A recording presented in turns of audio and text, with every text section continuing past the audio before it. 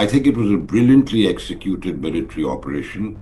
The fact that they were able to neutralize defenses, and I believe there were missile defenses and radars provided by China and Russia, and the very fact that the U.S. used, the stealth, the night, and they were able to neutralize not only their defenses, but I understand that half of Caracas or more was blacked out.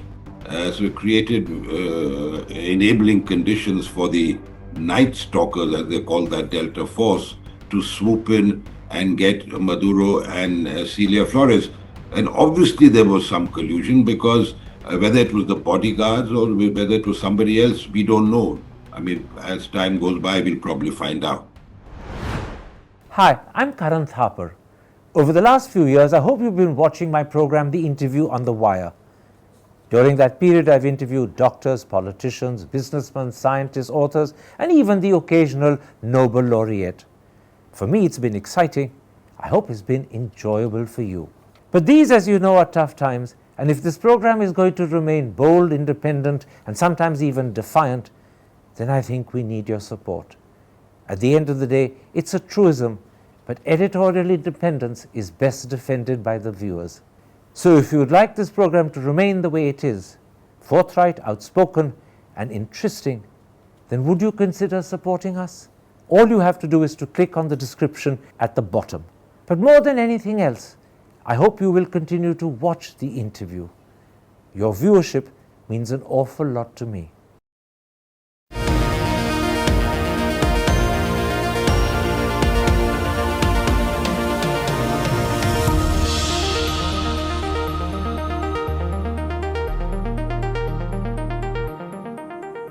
Hello and welcome to a special interview for The Wire. Today we focus on the United States' action against Venezuela and the kidnapping of the country's president, Nicolas Maduro.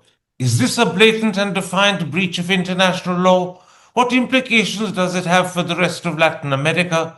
What message does it send to the authoritarian governments of China and Russia? And what does it tell us about President Trump himself? Is America under Trump becoming a rogue superpower? Joining me to answer those questions is India's former ambassador to Venezuela, former High Commissioner to Sri Lanka and the United Kingdom, and former Chief Information Commissioner, Yashvardhan Sinha. Yash Sinha, let me start with a simple, blunt question. Is President Trump's action against Venezuela a blatant and defiant breach of international law, or do you accept that his justification has some legitimacy and is warranted? Which of the two? I thank you, Karan, for having me on your show. To answer your question, obviously it's in the positive, yes. But I would couch it more diplomatically. But you are saying that this is a blatant and defiant breach of international law. It is because, the international world order, there are certain rules where people follow and adhere to. And as far as the U.S. action is, and this is not the first time, without an authorization for use of force, and from the U.S. Congress, that's for them to decide, but from the United Nations Security Council, of which the U.S. is a permanent member, and that's obviously based on a rules-based world order, and that has been flouted by this unilateral action by the United States. Now, Maduro and his wife have been kidnapped and taken to New York, where they are being charged under American law. But the Maduro regime, including the important home and defense ministers, remains in power in Caracas. In fact, Maduro's vice president, Delcy Rodriguez, has actually taken over as interim president. So what sort of regime change is this? Or is that term inappropriate? That is very perplexing because if you want to get rid of Maduro, you need to get rid of the whole apparatus, the regime, the Chavista regime, which is, obviously, I'm not an advocate for either or, but Maduro was far from popular. As you're aware, he lost the last election in 2024 quite handedly, and then stole it. For lack of a better word, he stole the election. And the opposition candidate, Edmundo Gonzalez, who was a former diplomat and a very senior figure, is now in exile in Spain. So if the election was illegitimate and Maduro was an illegal or illegitimate president, then shouldn't Edmundo Gonzalez be the president of Venezuela today? But that's not happened. In fact, President Trump dismissed the most popular leader and the Nobel Peace Prize winner, Maria Corina Machado, as someone who didn't carry support. And I don't know how he came to that conclusion. So I think what is happening now is really, I won't call it a charade, it's a tragedy. But what's being played out is, well, yes, the president, as per the constitution, should be, the interim president should be sworn in and elections held in 30 days. So we'll have to wait and see how things pan out. But in the interim, it seems as if President Trump is quite happy to work with the Maduro regime now that he's removed Maduro from the scene, because he says that he's happy to work with Delcy Rodriguez, provided, he adds, she does his bidding. And from time to time, she sounds conciliatory. From time to time, she sounds defiant. But we have this strange situation where Trump has removed Maduro, but he's happy to work with the rest of the Maduro regime. I don't think this is a permanent arrangement, certainly an interim arrangement, and I suspect it's because they don't want to put boots on the ground, because to actually remove the Maduro regime lock, stock, and barrel, the role of the Venezuelan military is very important. And I think in that case, unless the military decides that, they're going to side with the United States and get rid of the remnants of the Maduro regime, I think there is going to be a problem.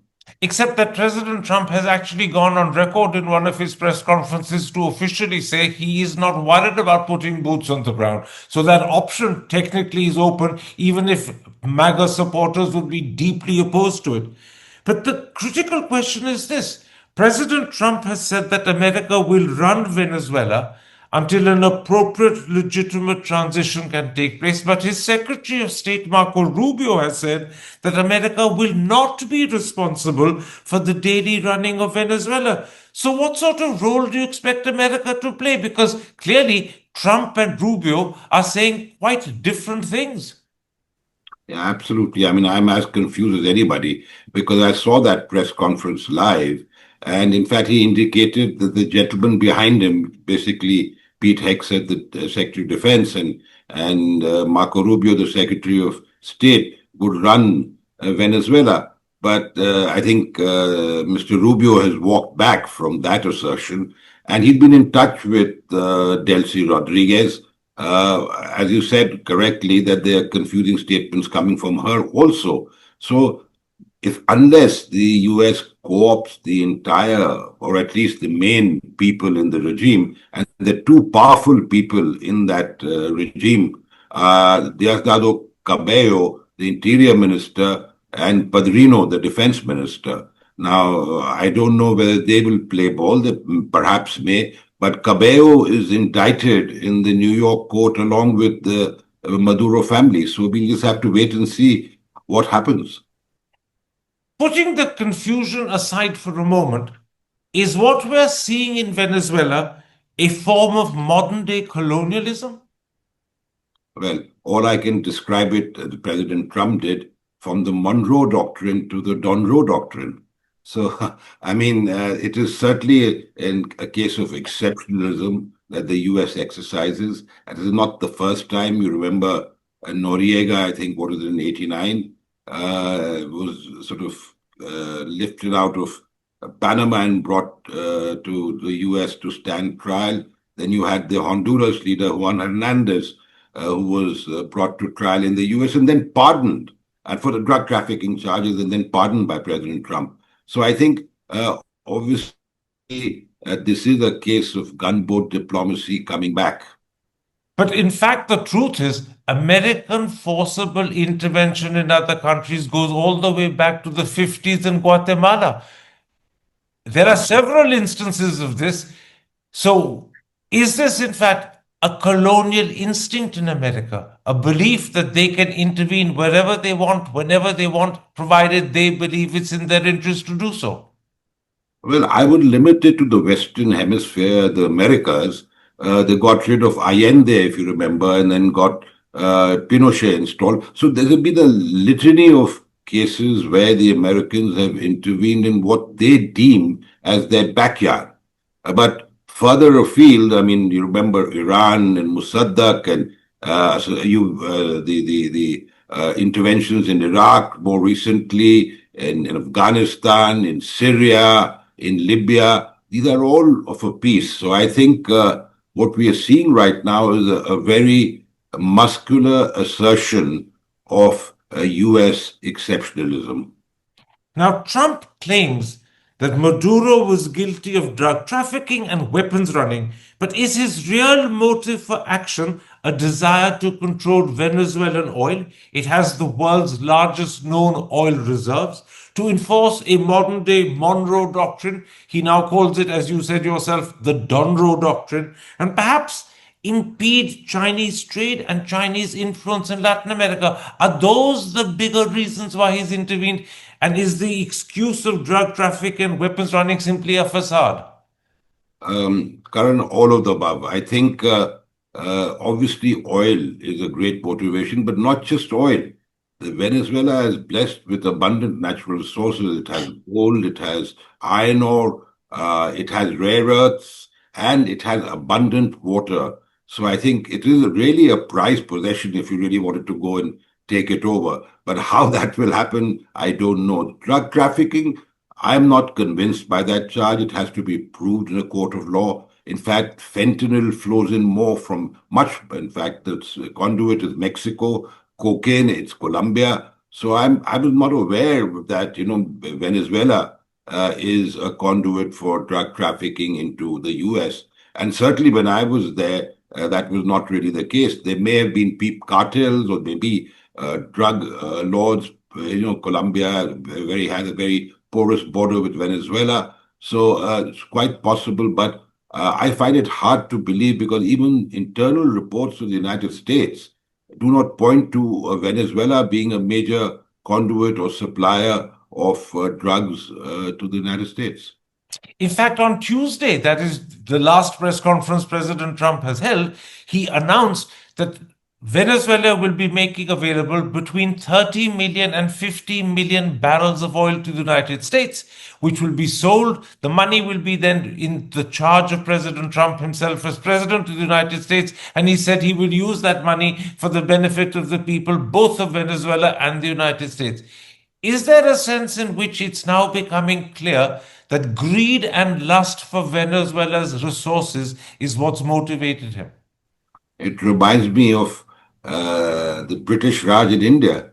I mean, they did exactly that, extract natural resources and enrich themselves. In the UK, fund the Industrial Revolution. So I think what is happening is perhaps a modern day version of that, but we'll have to wait and see because I know that the America and President Trump has a point to concede. He does have a point that the pre-Chavez era, before 1999, American companies basically invested and set up the oil industry in Venezuela. It's a heavy sour crude. It's expensive to refine. And as a result, they've built refineries on the Gulf Coast in Louisiana and Texas, etc., which refined heavy crude from Venezuela. So obviously there is a history.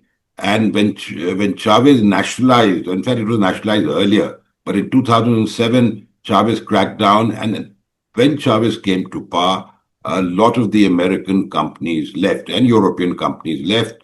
You had Chinese companies, even Indian, one Indian company and you came in. But that was later, much later. But a lot of, except for Chevron, if I recall correctly, most of the other American companies had left. And some of them has filed cases against the Venezuelan government. I was reading the largest refiner in Venezuela, Citgo, is about to be taken over and payments made to an American company. So I think when President Trump said that it is our oil and we're going to, there was obviously, it can't be your oil, it's Venezuelan oil, but... Well, he actually claimed that Venezuela had stolen American oil.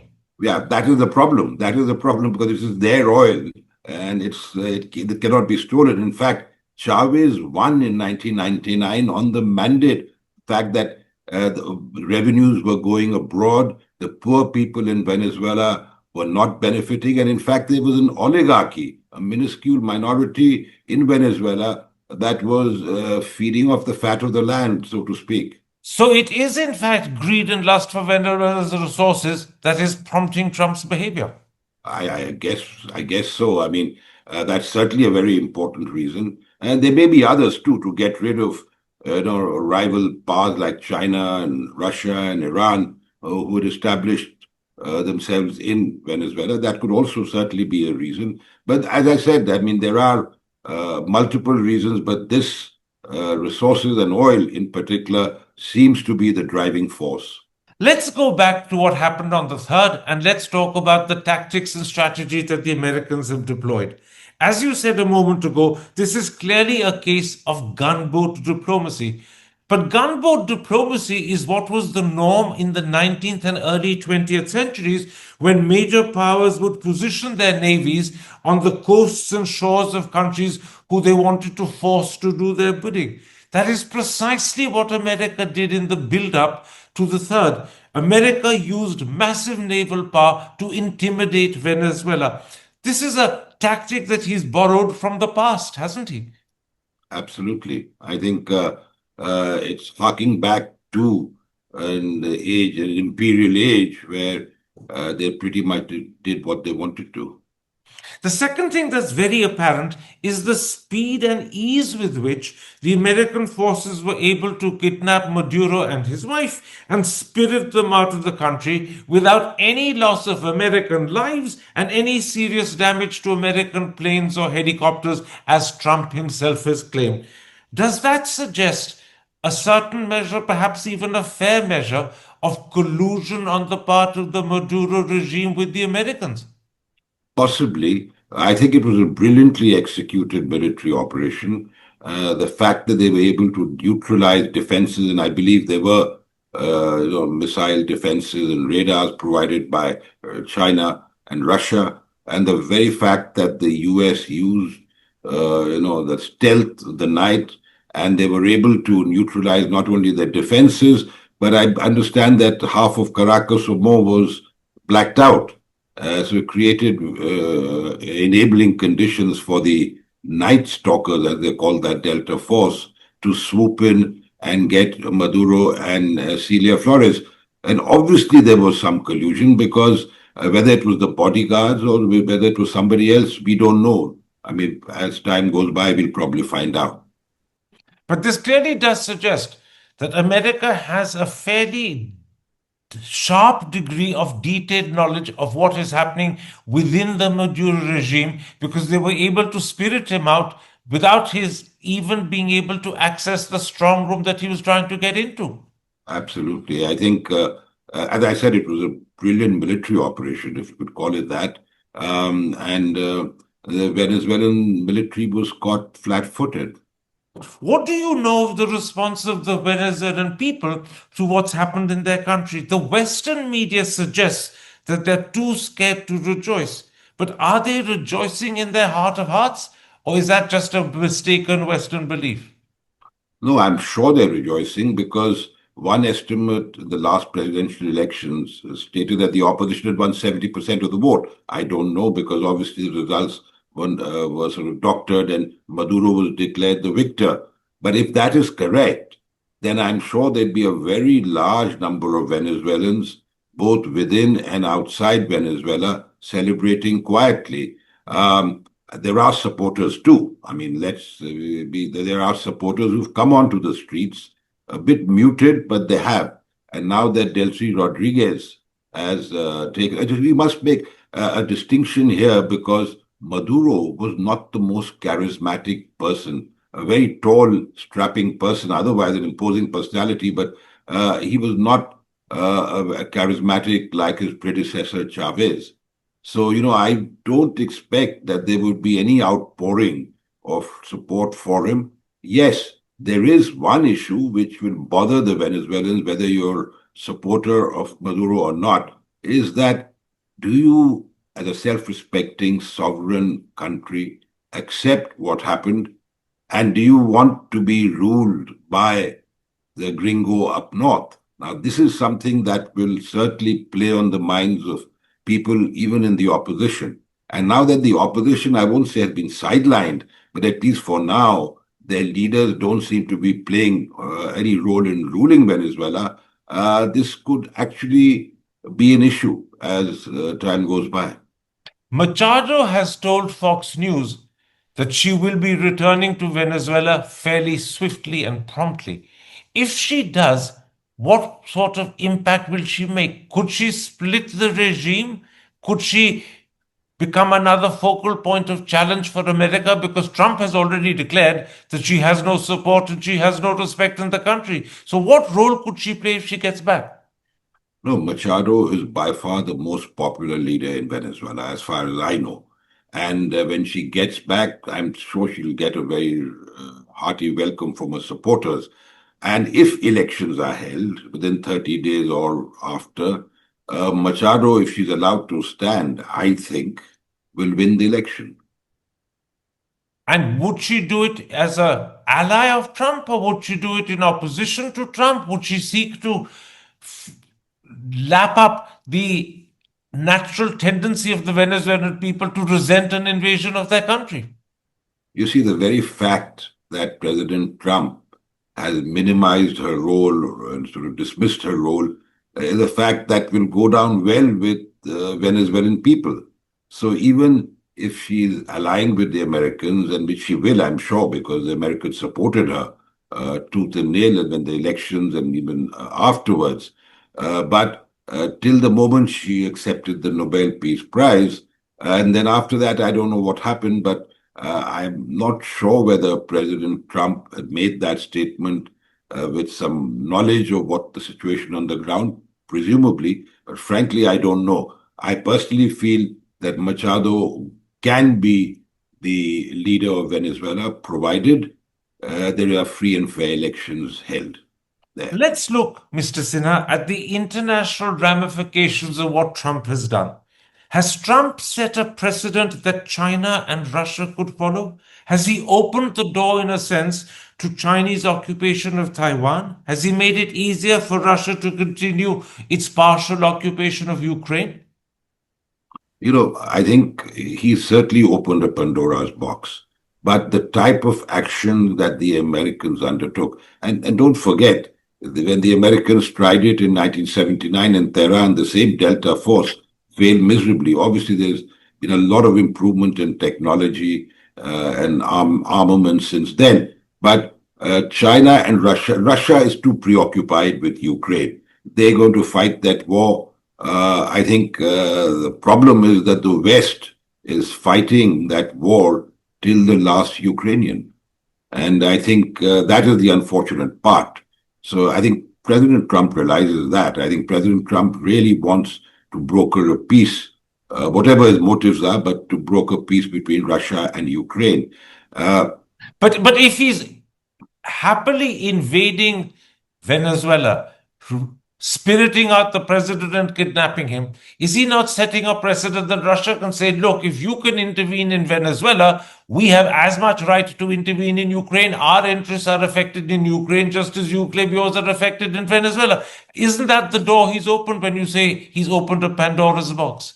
Absolutely. But I mean, the Russians will have to try and do something similar. I'm not sure that they either want to or can do that sort of thing in Ukraine. As far as China is concerned, certainly China, but I mean, with China, let's be clear, with or without this action in Venezuela, China will try at some point to swallow Taiwan. It's going to happen. Whether they wait till the centenary of the People's Republic of China, whether they do it before, that's their call. So I think I wouldn't say it's inevitable, but it is certainly their intention. And how the rest of the world can prevent that, I think it makes it more difficult after this unilateral action in Venezuela. What about something else? Does what's happened in Venezuela once again highlight the fact that the United Nations has become an ineffective, even helpless institution that is simply ignored by major powers when they choose to ignore it? I agree with you completely. In fact, it is sad that the UN has become completely impotent. In fact, the Security Council, which is charged with maintaining international peace and order, is failing completely. It's moribund. And the reason why it's moribund is because you have these five veto wielding permanent members who veto anything that even slightly goes against their interests. So I think this is an anachronism of the post World War II period, and that is why we constantly, and not just us, the majority of the membership constantly talks of reforms, reforms of the Security Council, reforms of the UN system. Let's focus before we end on Trump himself. Venezuela is only the latest incidence of his high handed behavior. In recent weeks, he's carried out airstrikes over Iran, Syria, and Nigeria.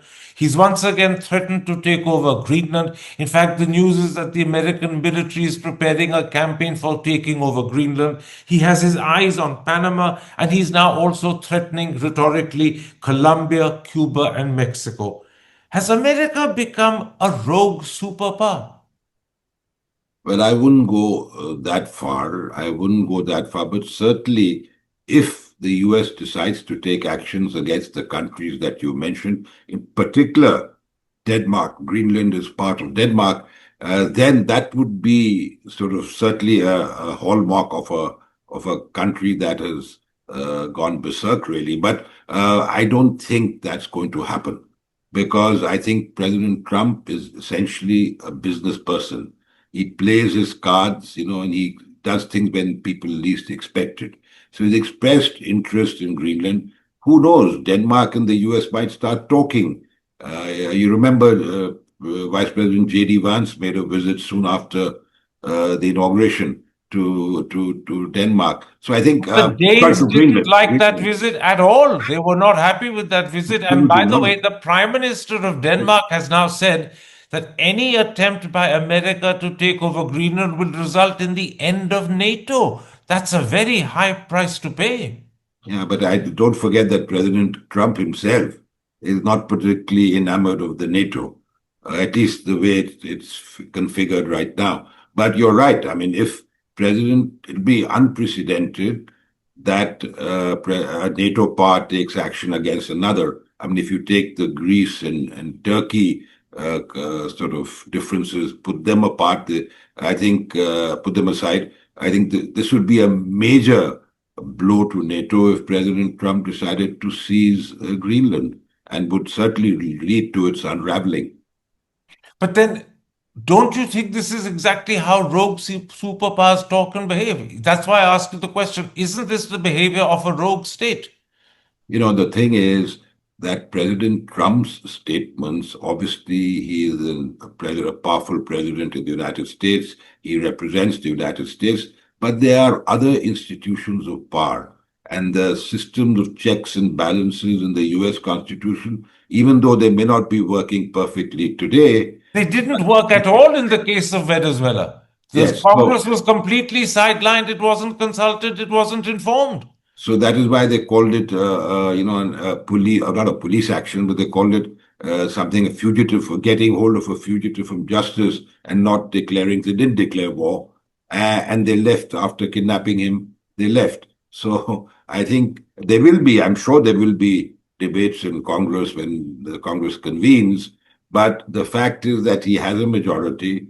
The Supreme Court, and I would expect the Supreme Court to play a more dispassionate role. Unfortunately, the Supreme Court itself has a large number of, people who've been appointed by the Republicans or by President Trump himself. We only hope that they will uphold the spirit of the Constitution of the United States. Tell me, Mr. Sinha, in these circumstances, what do you believe would be the right response to what's happened in Venezuela from the Indian government? Well, I think the Indian government has made till now a very measured response.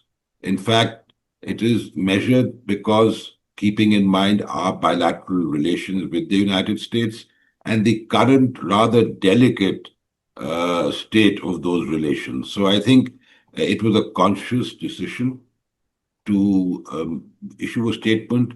And, the government has been criticized for not condemning that. But if you recall, when Russia went into Ukraine, India did not condemn Russia. So I think, we are hedge. We believe in multi-alignment. We are hedging our bets.